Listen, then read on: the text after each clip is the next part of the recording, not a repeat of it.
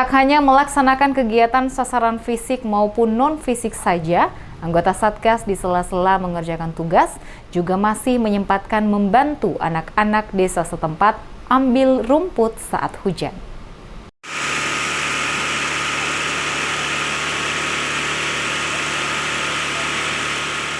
Desa Sihom, Kecamatan Angkola, Sengkunur, Kabupaten Tapanuli Selatan saat ini mendapatkan berkah berupa pelaksanaan TNI Manunggal Membangun Desa Reguler atau TMMD 111 tahun anggaran 2021 merupakan hal yang membahagiakan bagi desa tersebut. Dalam program TMMD yang dilaksanakan, selain program fisik juga program non-fisik, tentu sangat berarti sekali seperti yang terlihat anggota Satgas TMMD Prada M. Syahyunan ini. Meskipun hujan lebat, dirinya tetap membantu mengangkat hasil panen buah salak desa Sihom milik Rino yang saat ini sedang kehujanan.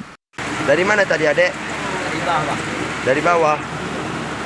Oh, ngapain dari bawah? Ambil rumput. Dari bawah sana. Ini mau kemana dibawa rumputnya? Mau ke atas. Jalan kaki dari sini ke atas. Hujan-hujanan. Kendaraan nggak ada yang bisa lewat. Oh. Jadi masih sekolah? Enggak. Makasih ya. Bagi Prada M. Syahyunan, ini sudah barang tentu menjadi kewajibannya sebagai anggota TNI dalam ikut serta membantu masyarakat yang membutuhkan pertolongan. Ini Adek mau kemana?